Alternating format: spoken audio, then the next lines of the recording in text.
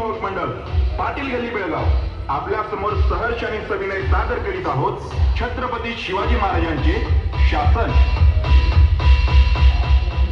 स्वराज्याचा दुश्मन, आदिलशाहीतील क्रूर आणि कपटी सेनापती अफजल खान यांना वतनदार आणि शिवाजी महाराजांमध्ये फूट पाडण्यासाठी फरमान काढलं. हे फरमान जाऊन पोचलं ते रोहिडाच्या कान्होजी नाईक जेधे देशमुखांकडे आणि ते कासावीस होतात. त्यांना ही बातमी मिळतात ते शिवाजी महाराजांकडे पोहोचतात. मुद्रा कान्होजी बाबा, यावं कान्होजी बाबा. घरी लग्न कार्य काढलं की काय? मुलाबाळांसहित आलाय. नजीनच आहे, पण आमच्या जहागिरीत खासच्या आधीच्या आमच्या जहागिरी संघ सोयीक करायला तयार नाही. या अवस्था धरले देऊ 12 मावळात हुकूम आहे. समजानी शिवाजीची संगत सोडून अफजल खानाची चाकरी धरावी. वा, फरमान चांगलंय की. आदिलशाहीशी सोयरीक होणं म्हणजे साक्षात ईश्वराची मर्जी. संधी सोडू नका नाही. राजे, कान्होजींच्या जीवाची घालमेल झाली आणि आपल्याला थट्टाच असते. थट्टा नाही आऊसाहेब, थट्टा नाही. वठलेल्या झाडावर पाखरांनी थांबू नये, हा व्यवहार असतो. असलं व्यवहार चुलीत घालतो आम्ही राजे. हे फरमान आलं तवाच या 5 पोरांनी म्हणलं चला रे, आपला राजा सांगेल तेच करू. कुलदैवत नागेश्वराचा बेल भंडारा उचलून आलोय आम्ही. खस्त होऊन पडू तुमच्या पायावर, पण बादशावाची गुलामी करायची आम्हाला. कान्होजी बाबा, अहो वतन जाईल तुमचं. कुटुंब कविता वाचवा तुमचा. वतन केलं त्याला लावीत. मराठ्याला तत्वापरीच काय बी ते आलं नाही. आणि वचन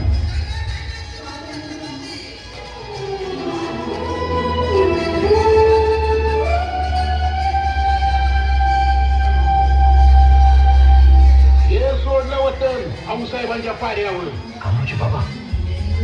कान्होजी बाबा काय करताय तुम्ही? आम्ही धन्य झालो कान्होजी बाबा. रायरेश्वराच्या मंदिरात आमच्या सोबत स्वराज्यासाठी दूध भाताची शपथ घेणारा तो खंड्या खोपडे आज वतनाच्या तुकड्यासाठी फितूर झाला. हे ऐकल्यापासून जीवाचा थारा उडाला होता आमच्या.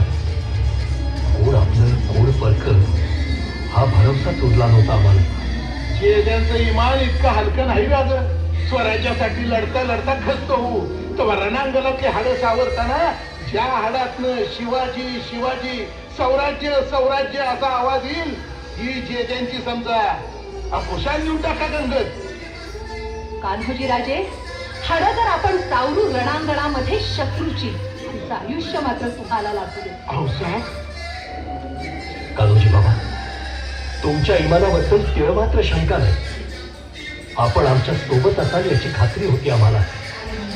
पण या खंड्या खोपड्यासारख्या अवलादी राज, त्या खंड्या खोपड्यासारख्या दगाबाज अवलादी कुणाच्याच नसत्यात तर त्या खानाच्या कशा होतील? होय कान्होजी बाबा, पण आम्ही एक संधी शोधतोय. एक ना एक दिवस या फितुरांची मगरुरी टेचून यांच्या मुसक्या आवळू, तेव्हा जीवाला शांतता लाभेल आमच्या.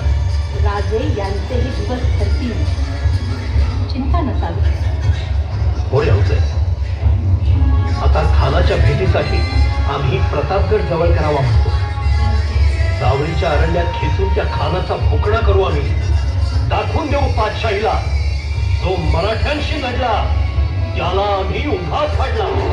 हर हर महादेव.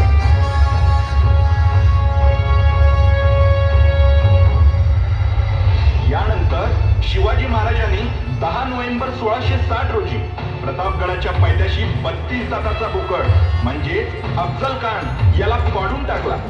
पन्हाळगडावर सिद्धी जोरात हुलकवणी दिली.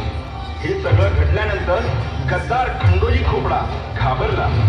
त्याने बेत आखला.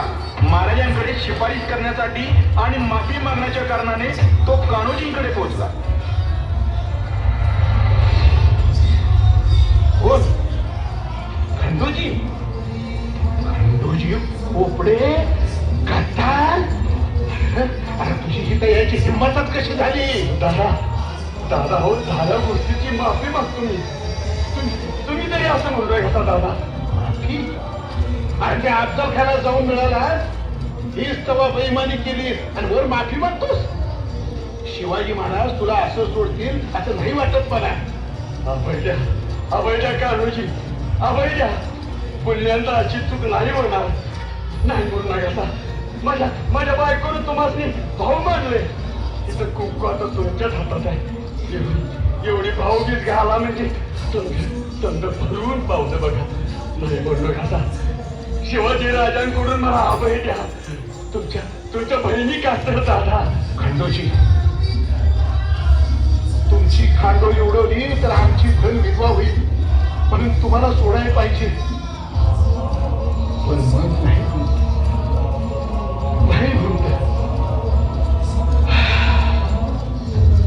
पेचाट टाकलं. खंडोजी, पेचाट टाकलं तुम्ही. माजोरडेपणाने शिवाजी महाराजांची खिल्ली उडवली ती नवा. आज ज्याला फितूर झाला आणि त्यो मेला, आता पळाला. महाराज सिद्धीच्या येड्यात अडकलं तर तेव्हा पार छाती पुढं काढून लंब्या चौड्या बाता मारित होता. स्वराज्याचं दुश्मन तुम्ही. अहो, तुमची रथबंदी कशा पाहिजे? माफी द्या, माफी द्या. नाही म्हणू नका. तुमच्या बहिणी का तर नाही म्हणू नका. मी काय बहिणी खातर शब्द टाकतो महाराजांकडे.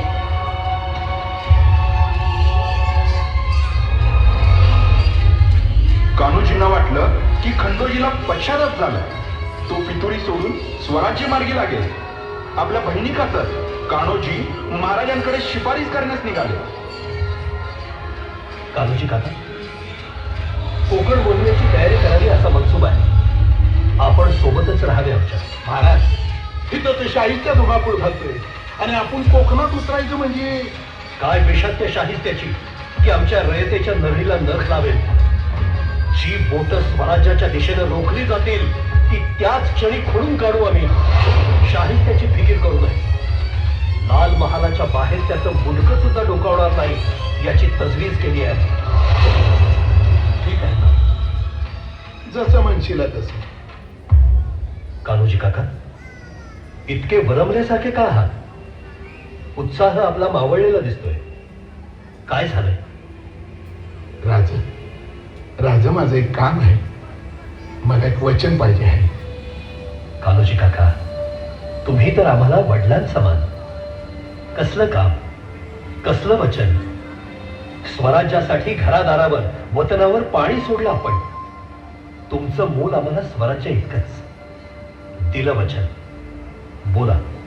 महाराज, तो खंडोजी भेटला होता. खोपडे? खंडोजी खोपडे? त्यास जिता माघारी जाऊ तर कसा दिला तुम्ही नाही? भेटला तिथंच मारायचा होता. महाराज, ऐकून तर घ्या. अहो, एवढं संतापू नये. संतापू नाही तर काय करावे कान्होजी नाईक जेथे? आरत्या वळाव्यात फितुरास. अहो कान्होजी, आयुष्यात पहिल्यांदा काहीतरी मागितलं तुम्ही आमच्याकडं. आणि मागून मागून काय मागितलं? त्या खोपडेस जीवदान. कधी कधी दया दाखवावी लागते महाराज. खंडोजीला जीवदान द्यावं, अभय द्यावं, एवढी एकच विनंती आहे. आणि शपथही नाही केला. काकासाहेब, आपल्या पायाची शपथ. आम्ही आपणास कधीही दुखावणार नाही. पण आम्हास हे न सांगणे की फितुरास जिवंत सोडा.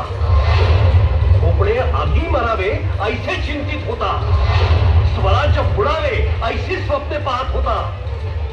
फितुरास मारले तरच सलामत बसे. महाराज, खोपड्याला पस्तावा झालाय. तो शरण आलाय. त्याच्या बायकोला भन मानलंय आम्ही. आणि बहिणीला इडवा करायचं धाडच नाही महाराज आमच्या. पण फितुरास शासन व्हायला पाहिजे की नको? पण राजे, कुणी जेवलक दुखावणार असतील तर? पंत, आम्ही नाही दुखावणार.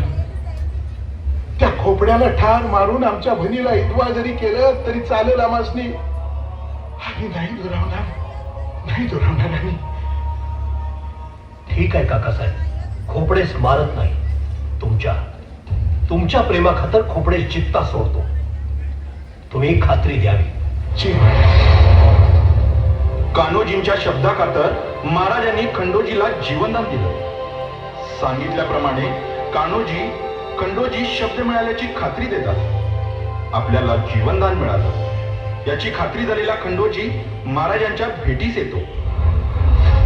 आगा महाराजांचं पाय दिसलं तर आम्हाला धन्य धन्य जीव झाला आमचा.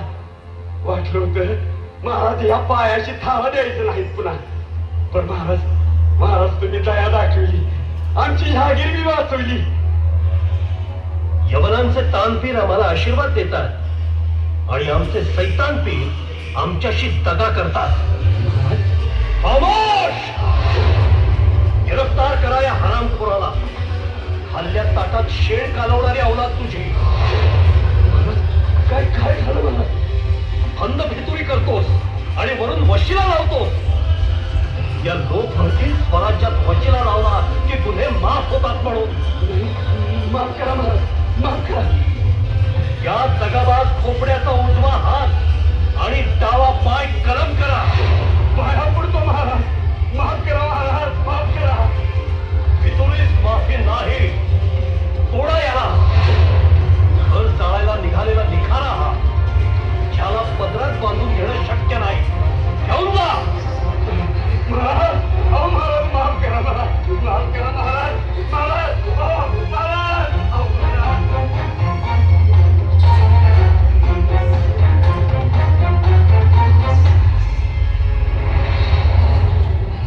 शिवाजी महाराजांनी खंडोजीचे हातपाय तोडले.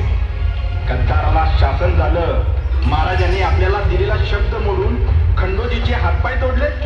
हे कान्होजींना समजतात. कान्होजी जाब विचारण्यासाठी शिवाजी महाराजांकडे येतात.